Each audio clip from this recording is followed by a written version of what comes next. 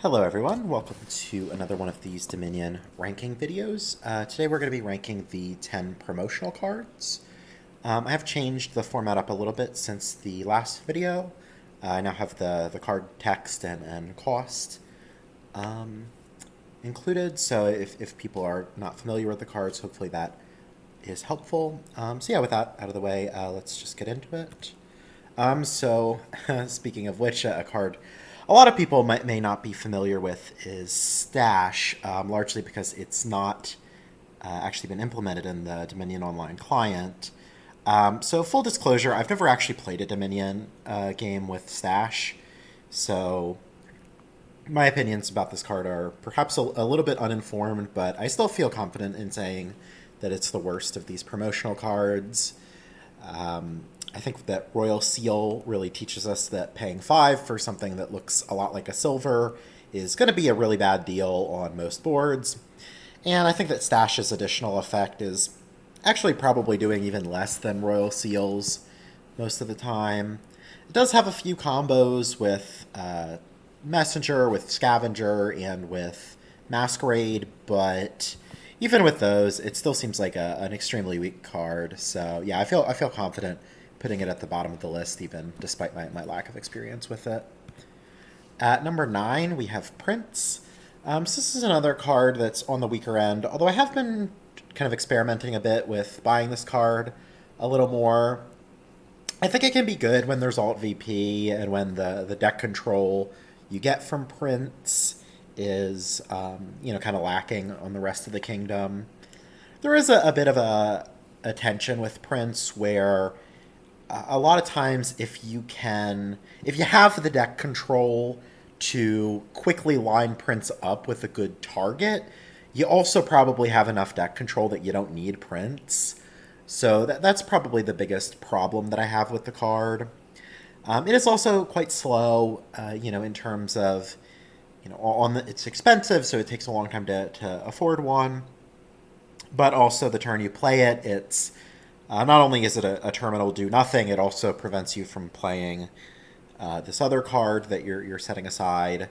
So it can be slow, but like I said, I think slower games with kind of middling deck control resources, especially weak trashing, I think Prince can be reasonably good. Although I don't think that there are many boards where you absolutely need to buy Prince, so that's why it's where it is. Next, I have Dismantle. So Dismantle is kind of a unique card. It's pretty draw intensive as far as gainers go, but it also, by trashing a gold to get a gold and something costing up to 5, that can be quite good. It can gain more copies of itself. It can gain whatever 5 costs you want. One thing I will say about this card is please don't open Dismantle. It's really bad in the open. If you can turn an estate into a copper and a gold, I mean that does increase your money density, but it also really slows down your shuffles, which even on money-ish boards is something you really don't want to be doing early on. I think estate into gold copper can be fine later on as a way of getting that first gold, but yeah, I mean, I think this card is mostly good on boards with limited plus buy and good deck control resources. Can gain you duchies, so can justify building a bit bigger on those kinds of gain limited boards. But yeah, it's a solid card. It has its boards, although still a bit on the weaker end. Moving on, we have Walled Village. So, Walled Village is mostly just a 4-cost village. Its bottom text is pretty weak, although it does make it a bit more attractive as a buy on turn 3 or 4. It has a little bit of synergy with some of the ways like Otter or Squirrel, but yeah, still one of the weakest villages. But yeah, I mean, I don't think that this card... This isn't really a complicated card. I don't think it's... Like I said, it's one of the weaker villages. You'll buy it if you want villages, and, if there's a better village, or if villages aren't important, then you won't buy it. So, yeah, moving on. Envoy. So I think Envoy and Walled Village are reasonably close, but I did decide to give the nod to Envoy. I think Envoy is a bit more, I think it's one of the better terminal draw cards out there. It does increase your hand size by 3, which is really good for a 4 cost, although, having that kind of advisor-esque discarding can be annoying at times. I think compared to something like Smithy, I think it's generally better when there is good trashing, and especially if you have use for overdraw.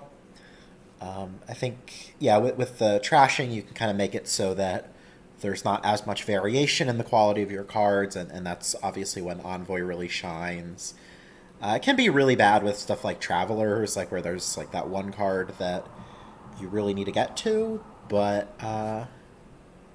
yeah, I mean, like I said, I think that it's kind of similar to Walled Village in that, it's a terminal draw card and you get it when you need terminal draw. Although I think it is a bit better at outcompeting other terminal draw cards, much more so than Walled Villages versus other villages. So at number 5, I have Sauna Avanto.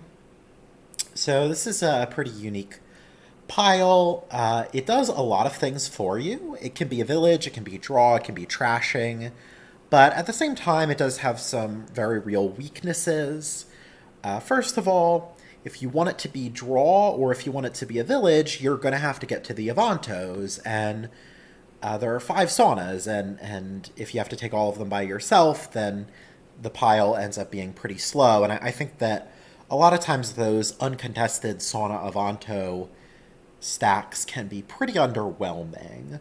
And it has to be something that you really have no option but to go for that to be the correct strategy against an opponent who's just ignoring the pile entirely. So Sauna as a trasher, I think, is like a lot of times what the strength of the pile is going to come down to. And yeah, I mean, Sauna, when you... I think the ideal case is that you already have a few silvers, you already have some draw, and so by adding a Sauna, you can just trash several cards in one turn, and that can be really good. I think it's pretty weak in the open. I think people open Sauna way too much. But yeah, I mean, it is a non-terminal trasher, and that can be nice. And yeah, I mean, you do need a silver for it, so I think sometimes... Like, I've seen boards where, like, I really wanted that non-terminal trashing, but it was just kind of a hard sell because it was the kind of board where silver was just not something that I really wanted at all. So I've seen that as well. But yeah, it's kind of it's everything you need for an engine, but it's also the fact that it takes so long to get to the Avantos if you're working by yourself means that the trashing from Sauna has to be good, and sometimes it is, sometimes it isn't. Just depends how the support is and how good the alternative trashing is. Yeah, all right. Next, we have Black Market at number 4. I think this is a card that is a bit overrated, but still pretty strong. I think it's really good at getting you payload cards. You can do gain and play with it, which is nice. It also lets you play treasures in the action phase, which can be pretty nice with a lot of kingdom treasures, like Coin of the Realm or Crown. Yeah, I do think that a lot of boards these days, though, are getting pretty fast, and a lot of times Black Market can be too slow. Also, I mean, boards that are really weak, Black Market doesn't do well on. If it's just kind of a pure money kind of board, I think a lot of times Black Market's just not going to be enough to actually let you build. So yeah, I think it really does well on those boards that are kind of middling in power level, where you have some deck control resources, maybe not as good of payload. I think that's kind of the ideal case for Black Market. But yeah, it's kind of slow, but it does give you access to a lot of resources. It does give you access to attacks as well, which can be good against somebody who's not building. But yeah, it lets you build, like I said, but I think a lot of times there's other stuff that's either stronger or faster, or you just don't even have enough deck control resources to even build the Black Market engine. All right, at number 3, we have Church. So this is a fairly new card. It's a card I've been really impressed with. Um, I think that while it's kind of slow at actually getting your junk cards into the trash, I think that it's actually still a pretty fast thinner because setting cards aside and making them miss shuffles really gives you pretty much the exact same benefits as actually trashing them. So, yeah, I think this card is really strong in that respect. It's a card I really like opening. Even opening Double Church is something that I like doing a lot. You can get a 5 cost in your deck on turn 4. You can set aside cards across the shuffle. It's really flexible. It's really strong. You just have to kind of make sure that you draw at least one of your churches on turn 3. That's the main thing that can go wrong is if that doesn't happen. Um, but Yeah, I mean, like I said, I think this card it's good for spiking price points. It's good, especially if you have something like crop rotation, or if you're trying to play with something like Shepherd or Crossroads. This card has really strong synergies with those cards. Um, so yeah, it's a good early trasher. It's going to be useful. A lot of times, it's a really excellent support card. So yeah, that's why I have it at number 3. At number 2, I have Captain, and this is another pretty new card, and a card I've also been very impressed with. I think it's a card that gives a lot of flexibility and, yeah, lets you just play four costs and cheaper very easily. I think when the 4 costs are strong, you really just want to get as many captains as you can, and even if the 5 costs are important too, a lot of times captain's going to be a really strong card as well. One thing I think I was a bit worried about on release was the idea of like, oh well, if I just get a lot of captains, then maybe those captains are going to become a lot worse if the card that they're playing runs out. So if there's Smithy or Bridge or something like that, that's a really good captain target, then if that pile empties, my captains are going to become a lot worse. But I think that actually hasn't really been much of a concern at all. Just because a lot of times on captain boards, you really don't want copies of those 4 costs. You don't want a lot of bridges. You want a lot of captains that you can play as bridges. And so I don't think that really becomes a concern. So I think this card is just a card that can do everything. It can be draw, it can be payload. And I think so often it's a card that you just want lots of copies of. And yeah, that's what makes it powerful. And there are some boards where Captain is not as good, but I think even when the 4 costs are kind of on the weak side, I think Captain can often be an okay card, and a card you still want to play with, even if it's not at its real ceiling. So yeah, it's a strong card. It's going to be really important on most boards, and yeah, that's why I have it at number 2. Number 1, I have Governor, and I think Governor and Captain are actually really close, and I was strongly considering putting Captain over Governor, although I think Governor is ultimately a little bit stronger, but yeah, I think maybe some people could, I don't know, could learn a bit from that I think Captain is really in that same top tier, and I think maybe that's not as widely recognized. But like I said, I think Governor is ultimately a little bit stronger. I think similar to Captain, it's a card that can be both payload and draw. That said, I think Governor is primarily a payload card and kind of a fallback, has the draw as a bit of a fallback, which maybe is a little bit reversed from Captain. I think that, perhaps I should mention the exception to that is when there's a discard attack. A lot of times Governor draw is really just the best draw on the kingdom.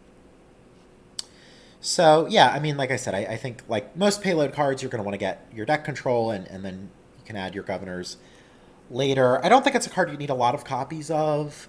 I feel like I've lost some. I do have some memories of losing some seemingly unlosable games because of getting too many governors.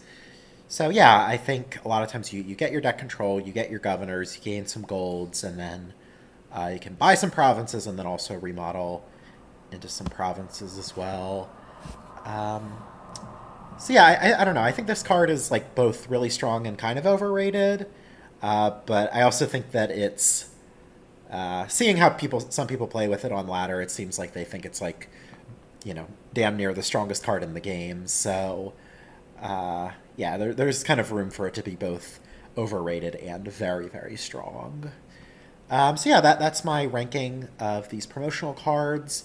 Like I said, I switched up the format a little bit from last time, which including the text of the cards. So hopefully, if people aren't as familiar with them, that could be helpful.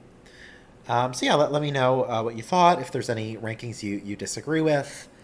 So yeah, until next time. Bye everyone.